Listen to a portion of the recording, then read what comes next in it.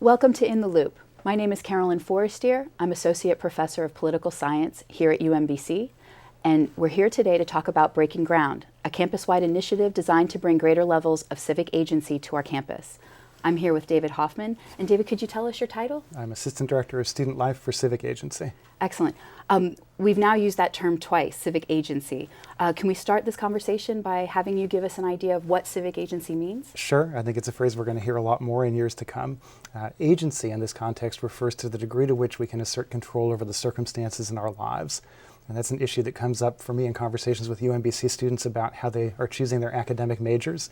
I think some students show up at UMBC feeling fully empowered to make whatever choice stirs their heart and their passion. And others, I think, when their educational trajectory, their impression of what their appropriate career path is has been shaped by others, sometimes without them being fully conscious of the process, they don't experience the choice of a major as much of a choice. And that was true for me as well. When I was an undergraduate, I was on a pre-law track, never really formed an aspiration to practice law, but it wasn't until 3 years into practicing at a corporate firm that I finally was able to make a change. So that was an assertion of personal agency. I was able to choose and shape my own path. Civic agency means our capacity collectively to do exactly the same thing with respect to our communities and our world, which entails being able to envision alternative futures and not take the circumstances of the present as given, being able to think creatively about solutions to social problems, even the ones that are supposedly intractable, being able to work across differences in history and perspective to bring about solutions, and to really be architects of our collective destiny and not spectators and not victims. So to me, from the perspective of our communities and our nation, that's important because we're facing some real challenges and we need to liberate people's talents in order to get us past gridlock. And I think from the perspective of individuals, civic agency is important because co-creating our communities is how we become who we truly are, fulfill our potential, and really experience ourselves as whole. So increasingly in higher education, colleges and universities are thinking about what are our contributions going to be to a flourishing democracy, and civic agency is at the heart of those conversations. So tell us now about Breaking Ground and what role Breaking Ground plays in promoting civic agency. I would say civic agency is Breaking Ground's central value. So the idea of Breaking Ground is to foster civic agency in our scholarship, in our courses, and in our campus activities. And where did it come from? Where did Breaking Ground, where did it start? Yeah. Breaking Ground has any number of origin stories, and what's wonderful is that all of them are true.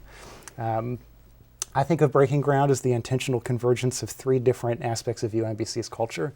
We're innovative, we're collaborative, and we want to make a positive public impact. Those aspects of our culture have deep roots in our collective experience and history. In fact, I've heard the story that when the campus was being built, the founders waited to pave the sidewalks until they saw where people walked. And so now, there were a lot of people with muddy shoes, but now you have built into the physical structure of the campus this sort of commitment to a democratic spirit. And in recent decades, we've had the founding of the Shriver Center, which makes these amazing connections between people on campus and people in communities beyond the campus. We've had the Language Literacy and Culture program, the Gender and Women's Studies program, both of which are explicitly focused on pursuing social justice. We've had our Student Government Association transform itself from sort of a pretend government into an organization that's a catalyst for all students' engagement and co-creating the campus. And then we've had a lot of initiatives coming out of student affairs, including our week-long Strive student leadership retreat, which prepares students to be producers of this place and not just consumers of it. So all of those are legitimately Breaking Ground forerunners and now parts of Breaking Ground.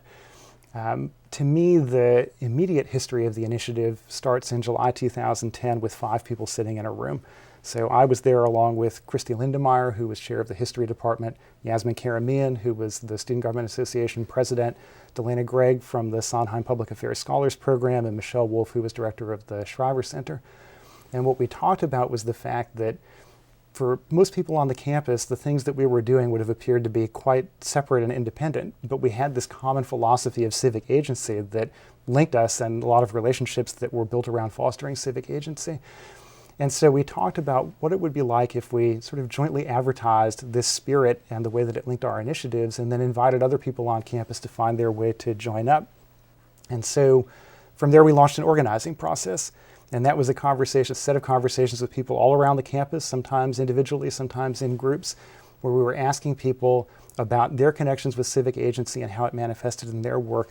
And those were amazing conversations and continue to be because the process goes on. So we learned a lot about things that people were doing in their research and in the way that they taught, that student organizations were doing, that we had no idea were going on, and were able to sort of pull into this network.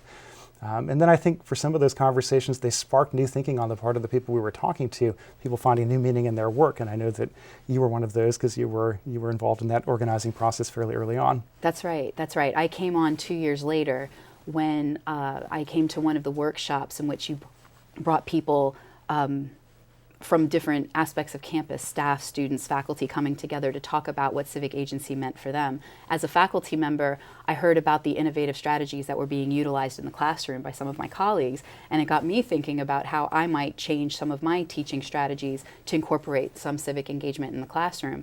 And as a faculty member, I can say that that has sparked not only a pedagogical change, but also a research change, because I've gotten more involved with how our faculty on this campus, how they're incorporating these new strategies into their own teaching, and to look at what that means and how that happens for faculty. So it's working. You're a BreakingGround success story. Yeah, that's okay. terrific.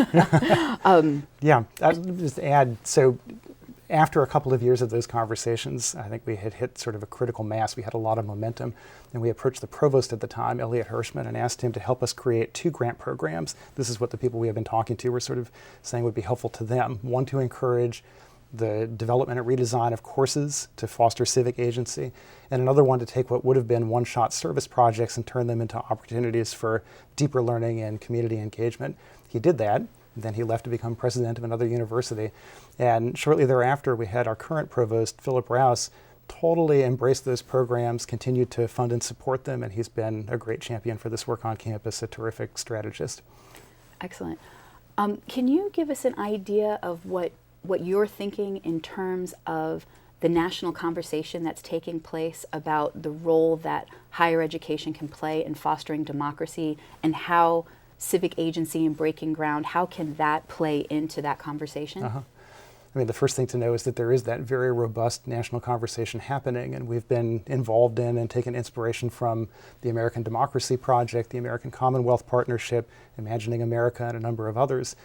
I think what's common among their prescriptions is they say, in order to foster civic agency on campus, in order to reposition our universities as really contributing to the health of our democracy, that commitment needs to be manifested everywhere in the institution.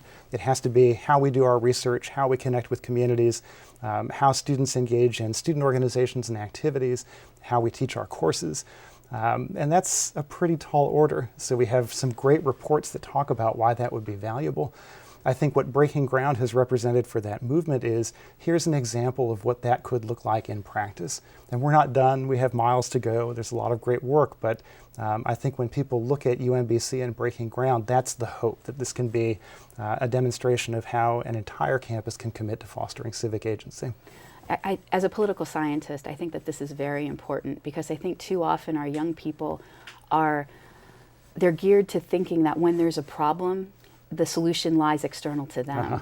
And so that it's either a government entity has to come in to solve the problem, or a private entity has to come in to solve the problem. And civic agency, for me, is the self-actualization that perhaps solutions lie within each of us, either working alone individually or together in groups. So I think that this is something that's going to become more and more important as time goes on. I think so. One of the ways that, as a participant in BreakingGround, or as someone who's become more and more involved with it, one thing I've noticed is that BreakingGround is very reluctant to call itself a group. It's more of an ethos, a philosophy, a movement. If somebody wants to become more involved, what would you suggest that they do? That's because our aspiration is that everyone at UMBC and beyond is on the inside and not on the outside looking in. There are a whole bunch of different paths to involvement with BreakingGround. I think they all tend to converge on our website, which is breakingground.umbc.edu, which if you go there, you'll find courses listed that people have developed to teach around civic agency, opportunities to get involved in projects. It's really a collection of stories from our campus of innovative things people are doing to produce this community and communities beyond the campus. And so all the people who are posting tend to be very receptive to having new partners and new colleagues in their work. But really, it is an ethos and a philosophy. So if you want to get involved in BreakingGround, think creatively about what would make this community stronger and pull other people together to talk about that and start to do it and share your story. We'll put it on that website, and then it'll be a part of Breaking Ground. There's no membership card in the Breaking Ground Club. Well, on that note, I'll say thank you and Thank you.